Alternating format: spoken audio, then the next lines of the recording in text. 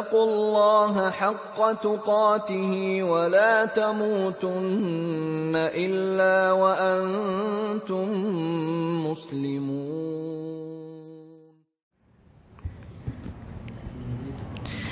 Bismillahirrahmanirrahim.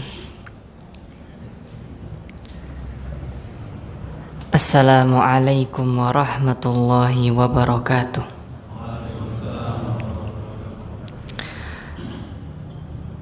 Alhamdulillah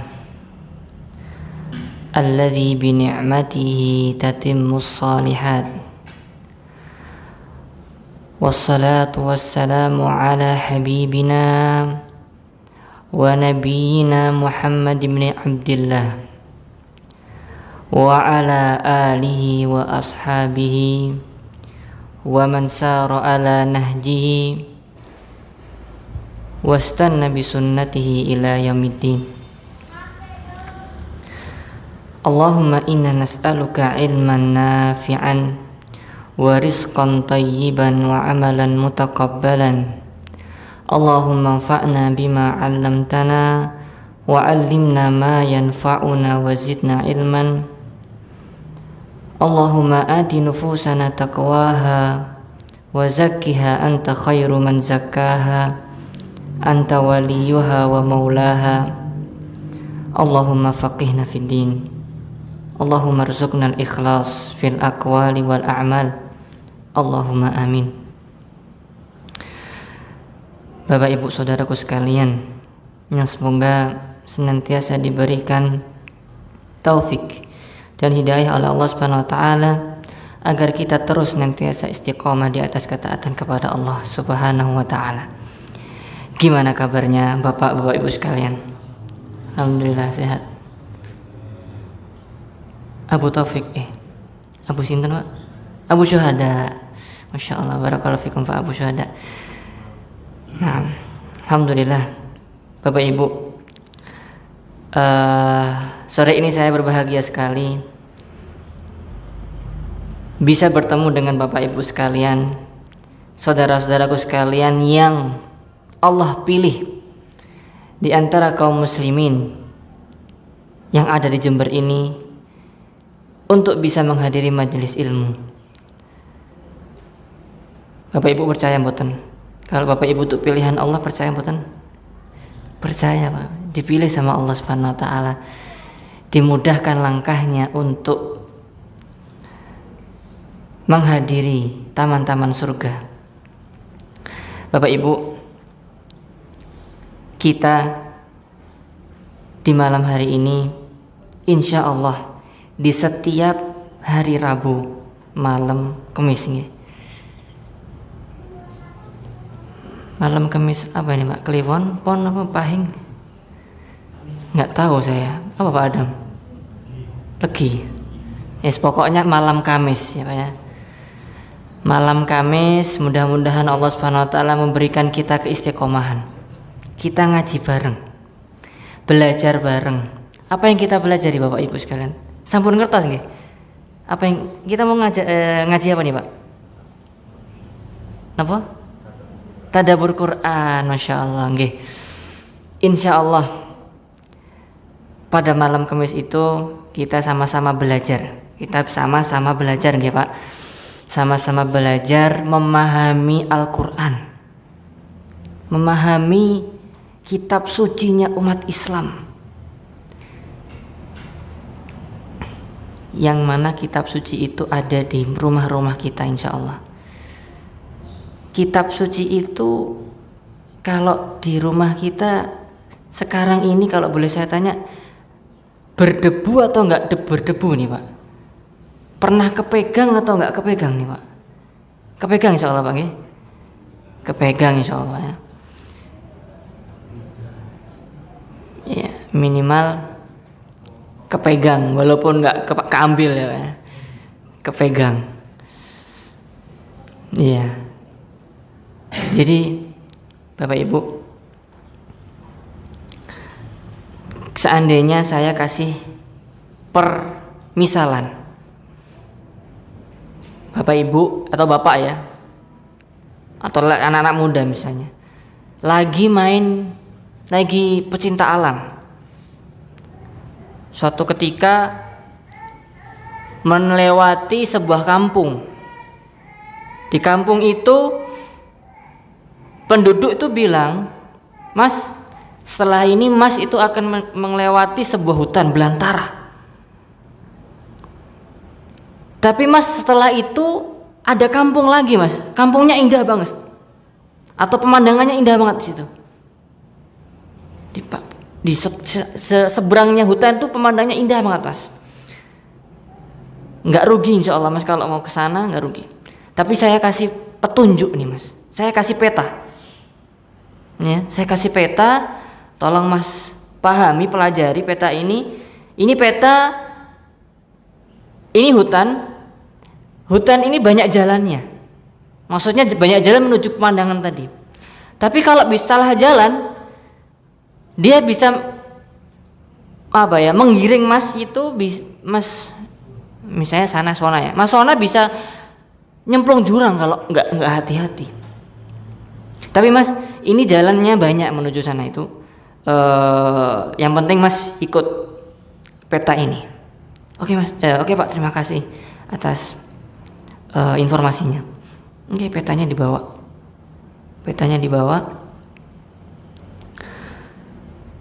Masuklah Mas Sona ini di tengah hutan. Hutannya benar-benar belantara, hutan lebat. Dan teringat kata si bapak tadi, oh iya benar, hutannya belantara, Anda harus memahami peta ini. Kira-kira ketika saya mau pengen, oh iya tadi saya lupa. Si bapak tadi bilang ada jalan tercepat, Mas. Ada jalan tercepat di peta ini. Di peta ini ada jalan tercepat dan Mas harus cari tahu jalan tercepat itu supaya sampai sana lebih cepat. Oke, saya sampai hutan, saya harus cari tahu. Saya harus memahami peta ini. Kira-kira saya ingin cari jalan tercepat atau jalan biasa, atau nggak memahami peta ini sampai naudzubillah saya nyemplung jurang. Pastinya saya cari jalan tercepat. Ya. Nah, seandainya saya nggak bisa baca peta ini, Bapak Ibu sekalian, kira-kira saya tersesat nggak? Tersesat. Bisa-bisa saya nyemplung jurang. Maka apa yang harus lakukan? Saya harus memahami bagaimana cara membaca peta ini supaya bisa sampai di pemandangan yang indah itu. Oke, saya cari tahu. Akhirnya di tengah jalan ada orang, saya tanya, gimana Pak cara baca peta ini Pak? Gini. Oke, jalan, tanya lagi, baca peta ini gimana begini. Akhirnya tahu jalan tercepat. Jalan tercepatnya ini saya lewati jalan itu. Akhirnya beneran saya menemukan pemandangan yang indah.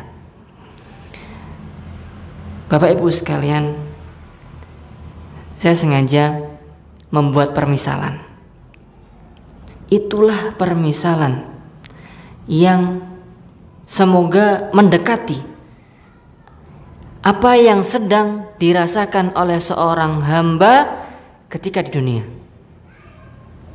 Saat ini kita berada di hutan belantara itu. Dulu ketika kita mau lahir, kita diberikan oleh Allah Subhanahu wa taala, sudah diberikan fitrah. Kita semua lahir di atas tauhid. Dan kita diberikan bekal oleh Allah Subhanahu wa taala supaya selamat atau supaya bisa melewati hutan belantara atau dunia ini dengan selamat. Tidak tersesat, tidak nyemplung jurang, jalan ke pemandangan itu cepat. Dengan apa Bapak Ibu sekalian? Insya Allah Bapak Ibu sekalian sudah tahu jawabannya, dengan Al-Quran. Al-Quran Bapak Ibu sekalian itu benar-benar buku petunjuk, hudan linnas, ya, petunjuk bagi manusia, seluruh manusia, untuk kebahagiaan di dunia dan di akhirat. Al-Quran bukan kitab yang lain, bukan, ya, Al-Quran. Maka Al-Quran itu Bapak Ibu sekalian, kira-kira Al-Quran itu dibaca, Bapak Ibu, insya Allah saya nggak rugi, nggak sanksi, nggak ragu.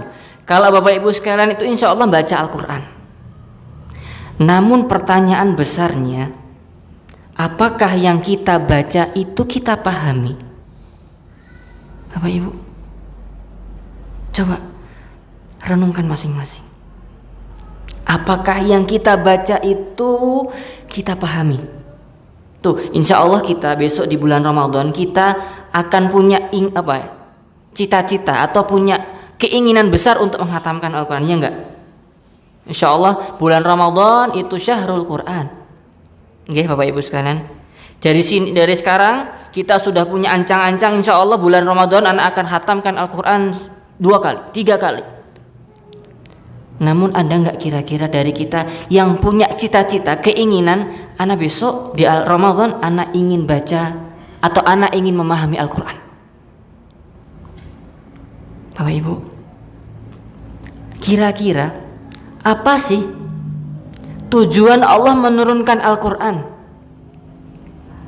Bapak Ibu, anak ingin tanya sama imam.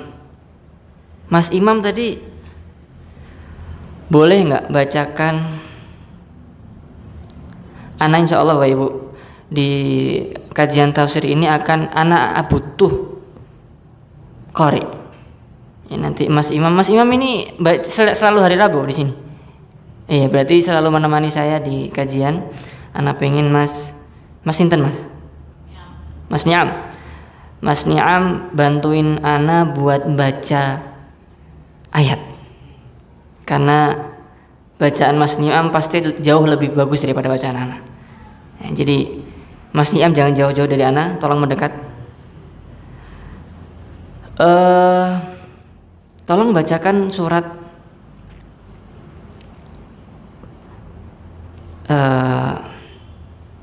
Al-Baqarah ayat 1 sampai 2. Nah. أعوذ بالله من الشيطان الرجيم بسم الله الرحمن الرحيم ألف لام ميم ذلك الكتاب لا ريب فيه هدى للمتقين. Jazakumullahu khairan. Dzalikal kitabu la raiba fihi hudal lil muttaqin. Itu adalah kitab yang Dzalikal kitabu la raiba fihi, yang tidak ada keraguan padanya. Hudal lil muttaqin, sebagai petunjuk bagi orang-orang yang bertakwa. Mohon dibacakan lagi Mas. Surat Shad ayat 29. Kitabun anzalnahu ilaika mubarak liyadabbaru ayatihi. Hafidtum? Iftah lah bas, iftah. Atau hada ikra, ada. Shad 29.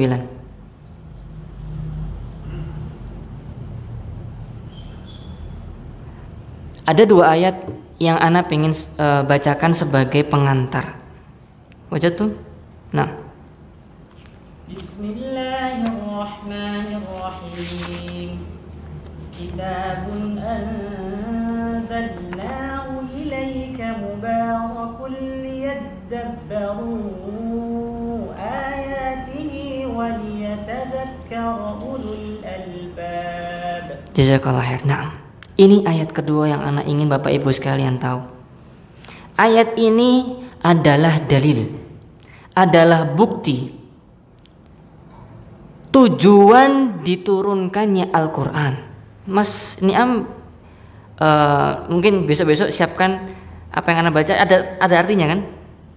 Ada artinya ya. Artinya Bapak Ibu sekalian, ayat ini Kitabun anzalnahu ilaika mubarakun, sebuah kitab yang kami turunkan kepadamu, ilaika ya Muhammad, ya, kepadamu wahai Muhammad, mubarakun, yang penuh dengan berkah. Ya, Al-Quran itu aku turunkan kepadamu wahai Muhammad yang penuh dengan keberkahan. Liyadabbaru. Kata Allah Subhanahu wa taala, Bapak Ibu sekalian. Li itu agar. Agar apa? Berarti Allah mengatakan agar itu berarti Allah turunkan Al-Qur'an agar apa? Liyadabbaru ayatihi. Agar apa? Mereka itu mentadabburi ayat-ayat Al-Qur'an. Liyadabbaru ayatihi wa liyatadzakkara ulul albab. Dan agar mendapatkan pelajaran orang-orang yang berakal. Jadi Bapak Ibu sekalian, sepakat enggak? Ya, kita harus sepakat. Ini perkataan siapa? Allah Subhanahu wa taala. Allah yang bilang bahwasanya Al-Qur'an ini diturunkan untuk ditadaburi. Bukan hanya untuk dibaca. Bapak Ibu, Al-Qur'an ada di rumah kita, ada di rak-rak kita, itu bukan hanya untuk dibaca Bapak Ibu sekalian. Tapi apa? Agar ditadabburi. Kata Allah Subhanahu wa taala. Sekarang kita ingin bertanya, apa makna tadabbur? Iya. Apakah dengan merenungi Al-Qur'an, merenungi ayat yang kita pahami? Tadabbur itu merenungi nggih? Merenungi insyaallah.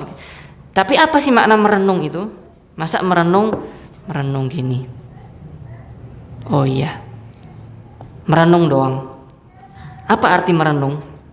Oke, Bapak Ibu, Ana sedikit akan membaca atau mengulas kitab Al-Khulasah fi Tadabburil Qur'anil Karim karya Syekh Dr. Khalid Ibn Utsman As-Sabat, ya, seorang ulama tafsir di beliau masih hidup hafizahullah taala. Ana akan bacakan apa makna tadabbur supaya kita tahu apa perbedaan, mau bilang perbedaan antara tafsir dan tadabbur. Berbeda Bapak Ibu. Tafsir apa, tadabbur apa, berbeda. Tadabbur banyak, definisi tadabbur itu banyak. Tapi ana baca satu aja di antara atau dua. Kata Imam atau kata Syekh As-Sa'di rahimahullahu taala, pemilik kitab tafsir yang akan kita jadikan rujukan insyaallah di kajian kita.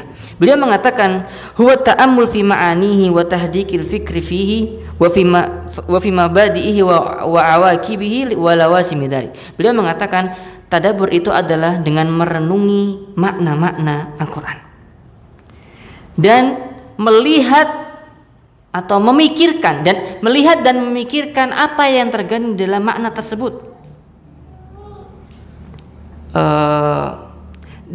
Dan memikirkan konsekuensi dari makna ayat tersebut, ya, dan konsekuensi dari makna ayat tersebut.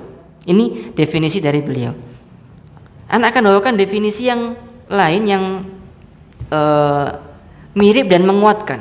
Definisinya beliau sendiri, Syekh Dr. Khalid Utsman Sabat, beliau mengatakan an-nazar ila ma wara'al alfaz minal ma'ani wal ibar wal maqasid alladhi yusmirul uluma nafi'ah wal a'maliz zakiyah. Tadabbur itu adalah melihat apa yang ada di balik lafaz-lafaz, ya,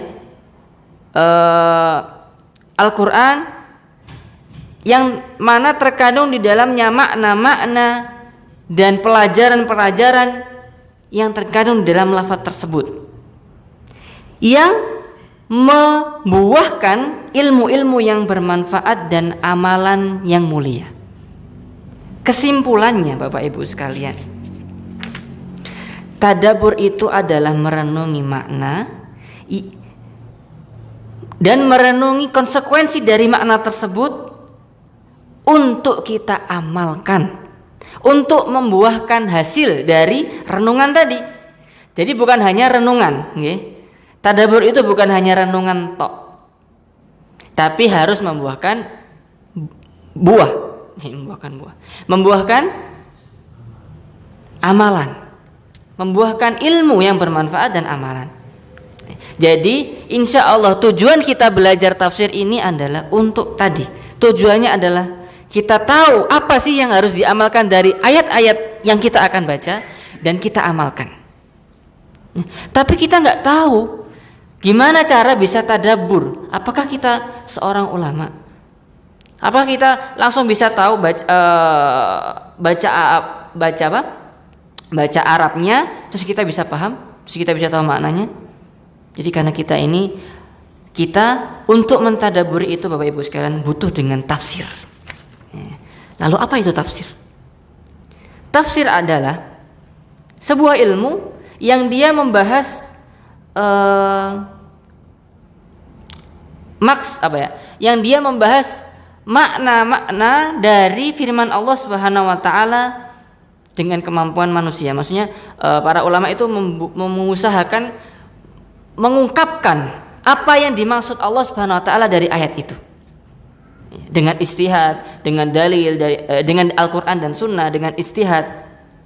Jadi yang tafsir Bapak Ibu baca itu adalah yaitu kumpulan apa yang para ulama tulis dari hasil mengumpulkan dalil dari Al-Qur'an, dari Sunnah, perkataan para sahabat, para tabi'in, tabi'ut tabi'in, dan istihad beliau. Akhirnya jadilah tafsir. Lah, tafsir itu digunakan untuk tadabbur. Untuk bisa mencapai tadabbur kita harus butuh tafsir. Ya. Karena kita nggak bisa mentadabburi makna tadi kecuali dengan kita memahami makna. Ya, jadi langkah pertama kita untuk mentadabburi adalah memahami tafsir terlebih dahulu. Maka oleh karena itu Bapak Ibu sekalian, insya Allah kita ini malam ini akan belajar tafsir. Insya Allah setiap malam kami itu akan mempelajari tafsir. Kemudian kita akan mentadabburi apa yang ada di dalam setiap ayat yang kita baca. Kita akan bahas juga amalan apa yang terkandung di dalam ayat tersebut. Di kesempatan kali ini akan Ana sampaikan Bapak Ibu sekalian, ada beberapa poin. Ana mau izin untuk menyampaikan beberapa poin yang ingin Ana sampaikan. Di antaranya adalah makna tafsir dan tadabbur yang sudah Ana sampaikan tadi. Kedua, urgensi tafsir dan tadabbur. Yang ketiga, buah dari tadabbur Al-Qur'an. Keempat, tanda seseorang itu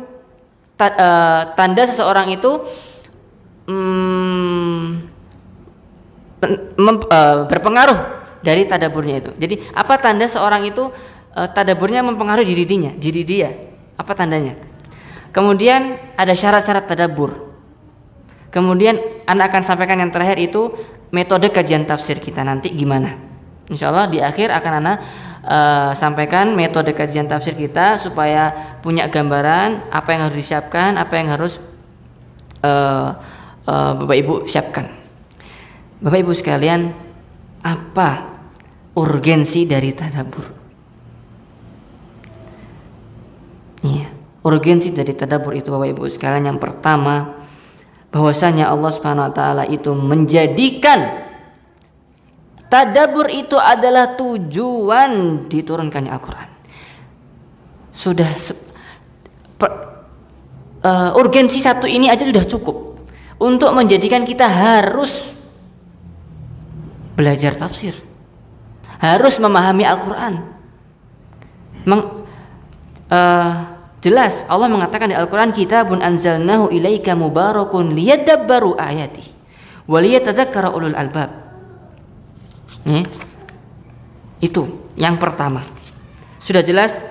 Dan di ayat-ayat yang lain Allah itu mencela orang-orang yang membaca Al-Qur'an itu tidak mentadabburi Al-Qur'an.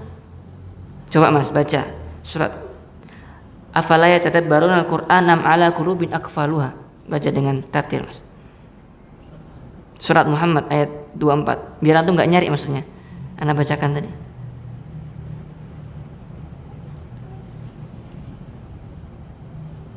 Atau Ana bacakan aja maksudnya. Afala yatadabbaruna al-Qur'ana am ala qulubin aqfaluha. Apakah mereka tidak mentadabburi Al-Qur'an? Atau ada hal itu dikarenakan apa? Bahkan ada penghalang di atas hatinya atau penghalang yang menutupi hatinya sehingga tidak mau mentadabburi Al-Qur'an. Banyak sekali Allah mencela orang-orang yang tidak mentadabburi Al-Qur'an di ayat yang lain juga. Oke, baik. Kemudian di antara urgensi yang lain Bapak Ibu sekalian. Yang kedua, bahwasannya sebaik-baik orang itu adalah yang mengamalkan Al-Qur'an, yang mempelajari Al-Qur'an dan mengajarkannya. Apa dalilnya? Hadis Nabi Muhammad SAW, khairukum man ta'allamal Qur'ana wa 'allamah. Sebaik-baik dari kalian adalah yang mempelajari Al-Qur'an dan mengajarkannya. Bapak Ibu jangan salah, jangan kira pulang dari kajian ini ternyata Bapak Ibu sekarang udah bisa ngajarin istri, bisa ngajarin anak. Nah, itu termasuk dari hadis ini Bapak Ibu sekalian. Nanti Bapak Ibu ya, misalnya ini, insya Allah hari ini kita nggak masuk ke tafsir, kita masih pengantar dulu. Pekan depan kita mudah-mudahan masuk surat Al-Fatihah. Belajar tafsir Al-Fatihah ternyata gini. Nanti di sampai rumah kita ajarkan kepada istri, kita ajarkan kepada anak gini-gini, kita ajarkan kepada teman-teman. Kita bisa termasuk hamba Allah yang masuk dalam hadis ini. Khairukum, sebaik-baik dari kalian, man ta'allama Al-Qur'an, yang mempelajari Al-Qur'an. Belajar Al-Qur'an tidak hanya belajar tahsin, tidak hanya belajar tajwid, tapi ya belajar ini Al-Qur'an, ini belajar Al-Qur'an kita. Makna Al-Qur'an. Ya. Itu yang kedua. Yang ketiga, kata penulis di sini, annahu la sabila ila tahsilil matalibil 'aliyah wal kamalat illa bil iqbali 'alaihi wa tadabburihi wa tafahumi. Tidak ada jalan untuk menuju kesempurnaan kecuali dengan kesempurnaan apa nih? Nanti Anda sampaikan. Tidak ada jalan menuju kesempurnaan kecuali dengan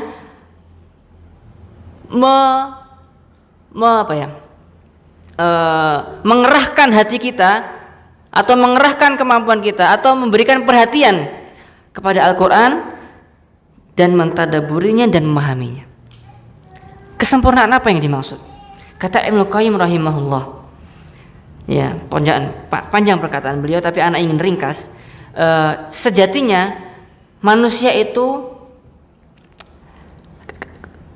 bisa mencapai kesempurnaan di sisi Allah Subhanahu wa taala, kesempurnaan dirinya di sisi Allah Subhanahu wa taala dengan 4 hal.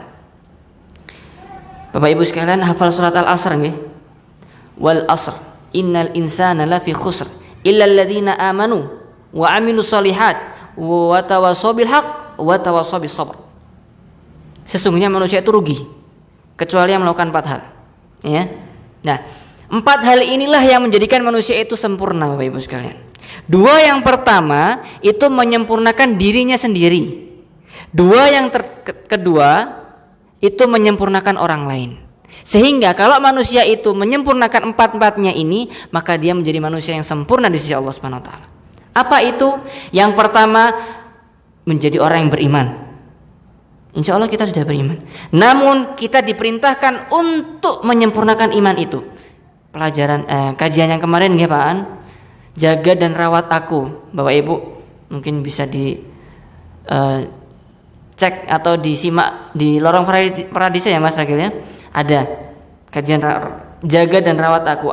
Di situ disampaikan tentang bagaimana kita harus menyempurnakan iman. Nah, pertama, orang itu nggak bisa imannya sempurna kecuali dengan ilmu. Jadi yang pertama Bapak Ibu sekalian, supaya menjadi orang yang bermanfaat, yang sempurna, dia harus belajar, mempelajari agama, memiliki ilmu, kemudian beramal, mengamalkan ilmunya. Dengan 2 hal ini dia bisa menjadi orang yang sempurna bagi dirinya sendiri. Yang kedua, wa tawassaw bil haqq wa tawassaw bis sabr, yang dia itu berdakwah. Bukan ya, nggak harus berdakwah. Mungkin kita katakan menyampaikan kebenaran, saling menasihati dalam kebenaran. Yang keempat, saling menasihati dalam kesabaran, untuk sabar melakukan ketaatan, sabar menghindari kemaksiatan, dan sabar terhadap takdir Allah Subhanahu wa taala. Dengan ini Bapak Ibu sekalian bisa sempurna, dan orang nggak bisa menyempurnakan hal ini kecuali harus memahami Al-Quran. Kenapa? Karena Al-Quran itu sumbernya ilmu Bapak Ibu sekalian. Dalilnya apa? Qala ta'ala inna hadzal qur'ana yahdi lillati hiya aqwam. Sesungguhnya Al-Qur'an ini memberikan petunjuk kepada yang paling lurus. Inna hadzal qur'an yahdi, memberikan petunjuk lillati hiya aqwam, kepada jalan yang paling lurus. Jalan paling lurus di dalam hal apa? Dari akhlak, ya. Kita mulai dari akidah, dari muamalah, dari fikihnya, bagaimana ibadahnya, ada di Al-Quran semuanya.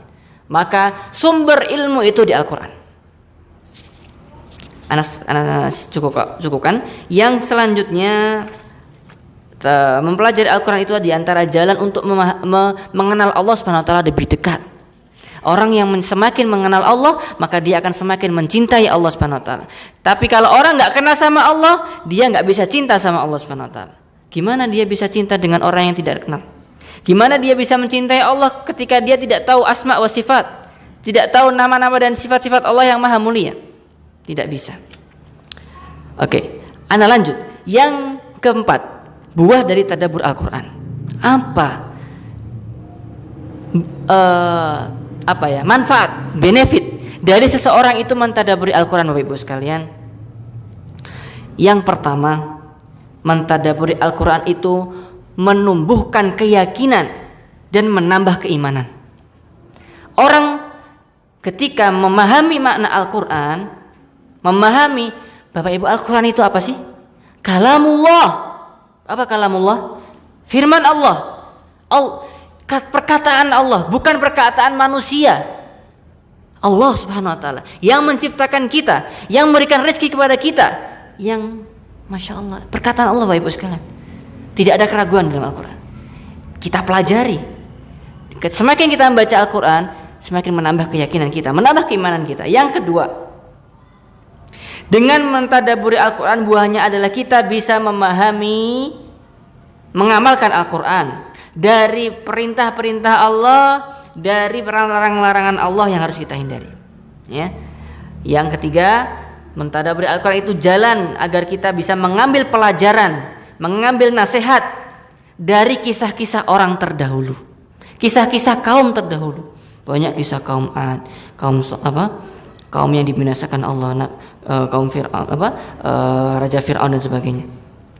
Kemudian yang keempat, buahnya adalah orang yang mentadabburi Al-Quran itu dia akan bisa mengintrospeksi dirinya, muhasabatun nafs. Benar itu Bapak Ibu sekalian.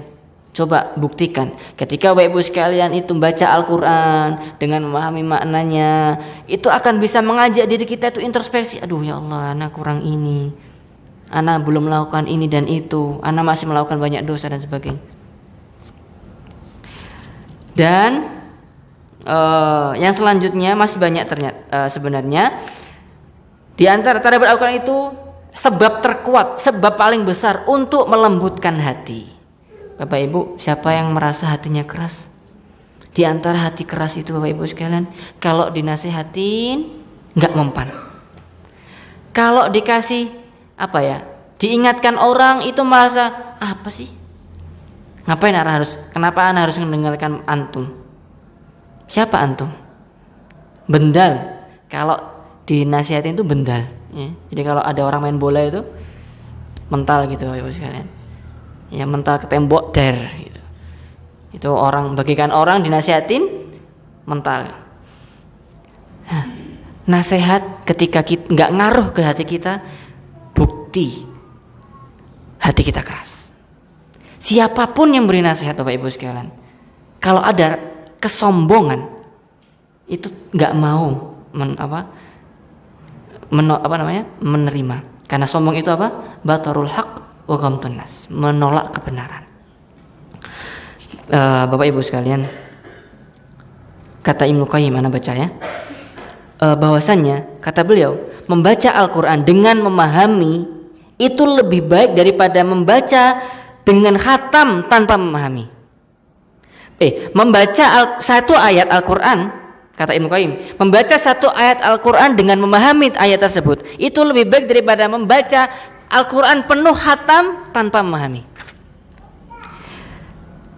Dan itu lebih bermanfaat untuk kebaikan hati dia daripada dia membaca Al-Quran khatam tapi nggak paham. Lebih baik dia paham satu ayat yang mempengaruhi hatinya, kemudian bisa mencucikan jiwanya. Itu lebih baik. Dan itu lebih menghantarkan dia untuk menambah keimanannya dan merasakan kelezatan dalam membaca Al-Quran. Ini Bapak Ibu sekalian. Oke, di antara anak masuk ke poin keempat, tanda tadabbur itu mempengaruhi diri kita.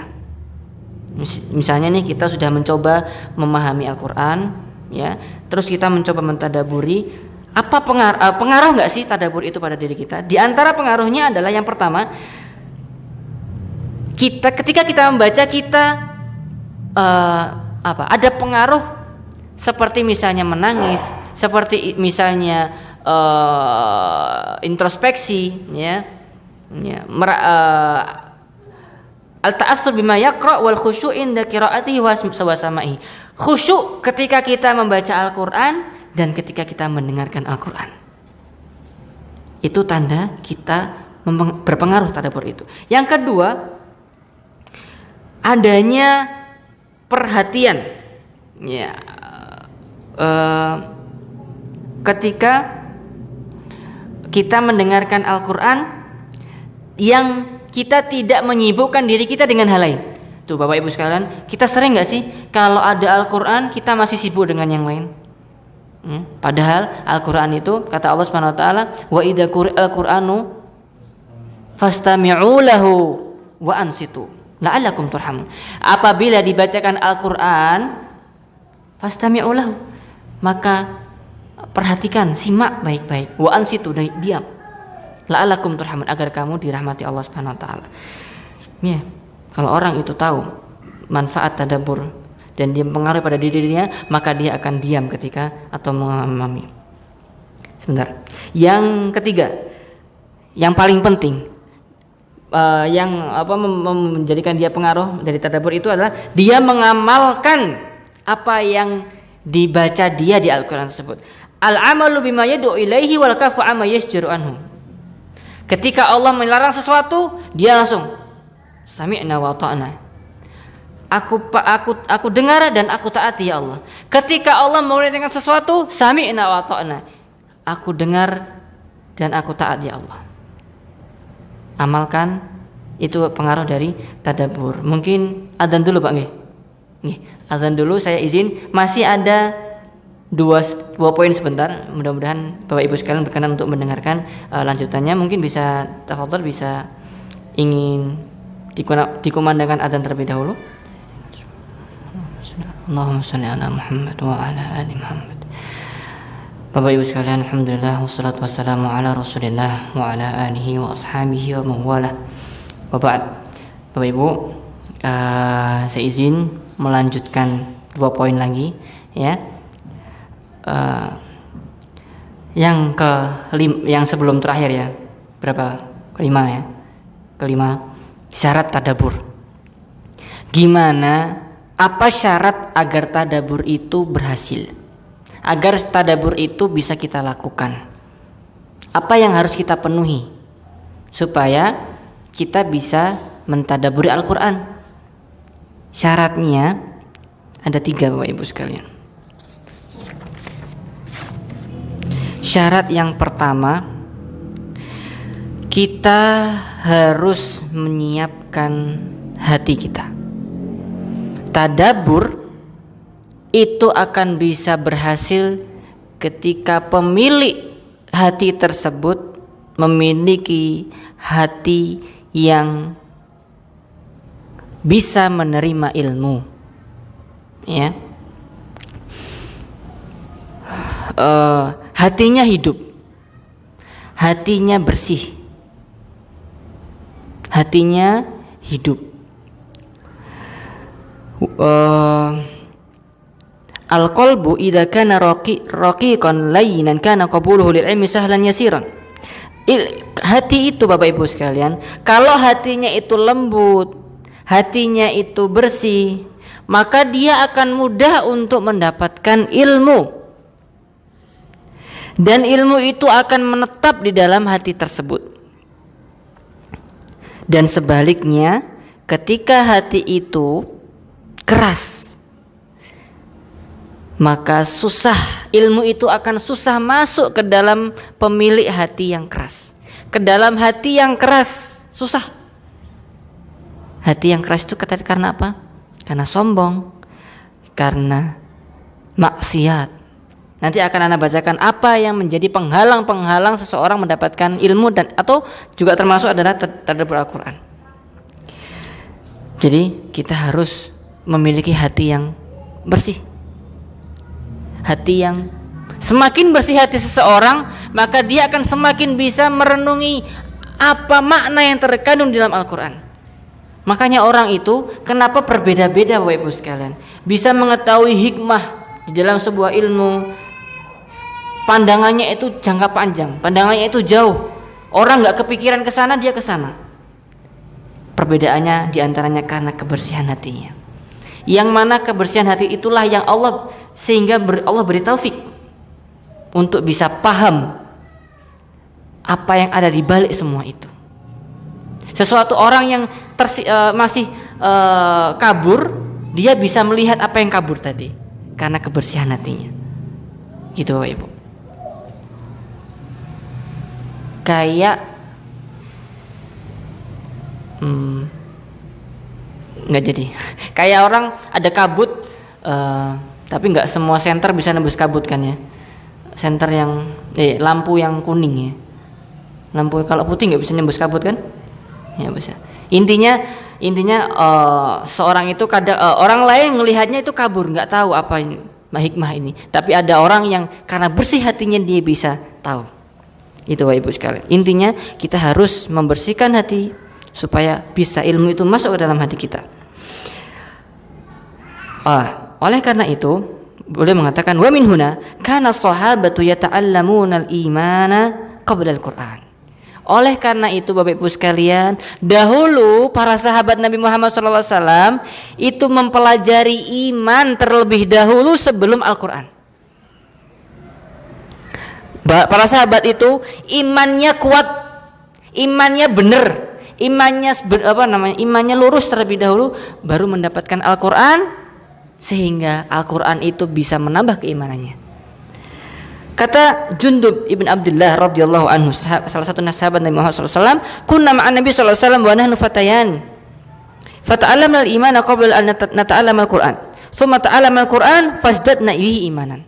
Dulu kami bersama Nabi Muhammad SAW ketika masih kecil, ketika masih umur mau balik, mau 9 tahun, ya mau balik lah 9, 8, 10. Kata beliau, dulu kami mempelajari iman terlebih dahulu. Kita belajar iman dahulu dari Nabi Muhammad SAW sebelum kami belajar Al-Quran. Kemudian datanglah Al-Quran, kemudian kita belajar Al-Quran, bertambahlah iman kita. Orang itu kalau imannya nggak baik, imannya nggak lurus, imannya nggak benar, ketika dia tak datang Al-Quran, dibacakan Al-Quran, diberikan makna Al-Quran, nggak nambah iman. Kenapa? Karena imannya nggak benar. Imannya belum bersih, imannya belum lurus. Maka Bapak Ibu sekalian, mari kita pertama ini, ayo kita perbaiki iman, luruskan iman, tambahkan iman sampai sudah benar. Ketika kita mendapatkan ilmu membaca Al-Quran, kita nambah imannya. Kemudian kata Hudzaifah ibn Yaman, sahabat Nabi Muhammad SAW juga, inna qaumun utinal iman qabla an nu'tal Qur'an wa innakum qaumun utitumul Qur'anu qabla an tu'tul iman.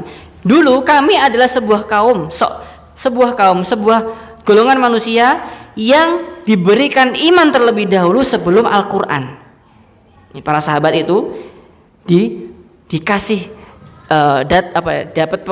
dapat penjelasan iman dulu dari Nabi Muhammad SAW, kemudian dapat Al-Quran.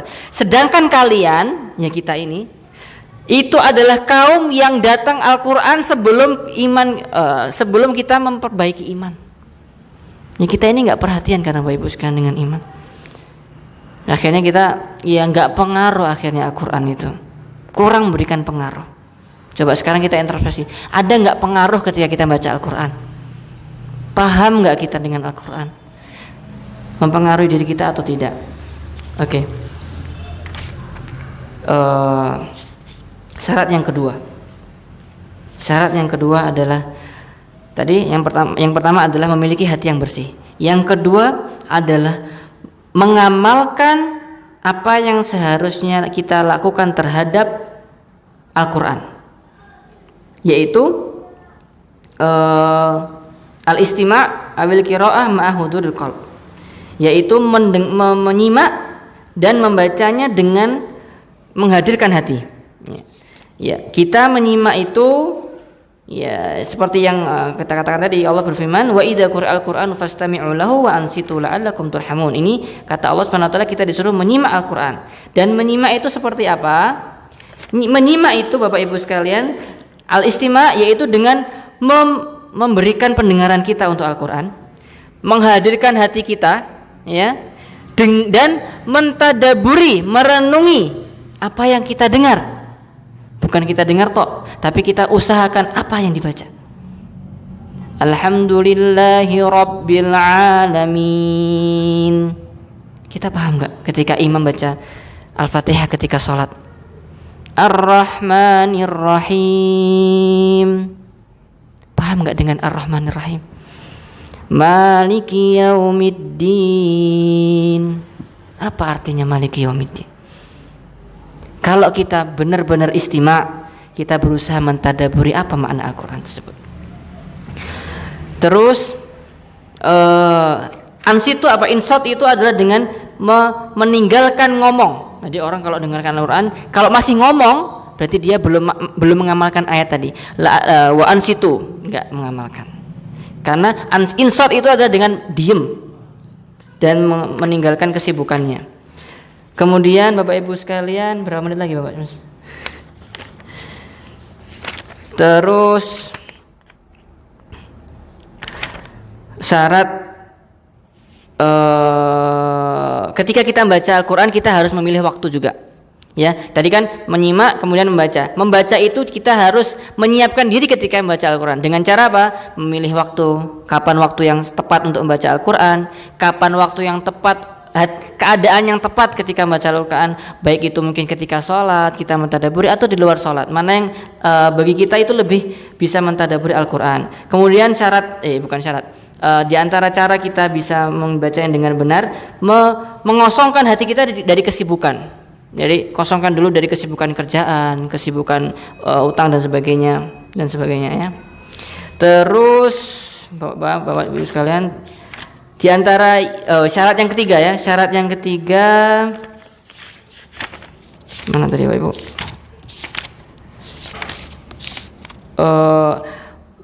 Memahami apa yang dibaca dan didengar. Memiliki pemahaman. Dengan apa? Dengan belajar tafsir. Dan di antara hal-hal yang melemahkan atau yang tidak menjadikan kita nggak bisa mentadabur Al-Quran itu adalah dosa, maksiat. Itu menutupi kita dari dan tidak hadirnya kita ketika membaca Al-Quran. Ya, itu di antara hal yang menutupi hati kita dari mentadabur Al-Quran. Terakhir Bapak Ibu sekalian, metode kajian tafsir kita, insya Allah kita akan membaca surat. Ya, pertama kita akan baca surat atau ayat yang akan kita pelajari tafsirnya. Baca dulu suratnya, nanti dibacakan oleh imam. Kemudian baca artinya supaya tahu artinya apa. Atau nanti kalau sudah suratnya panjang-panjang, nanti kita baca beberapa ayat, nanti kita potong, kita cukupkan di situ dulu. Yang selanjutnya kita akan jelaskan tujuan umum dari surat tersebut apa. Tujuan umum dari surat tersebut apa? Biar kita tahu surat Al-Fatihah itu tujuan umumnya apa sih?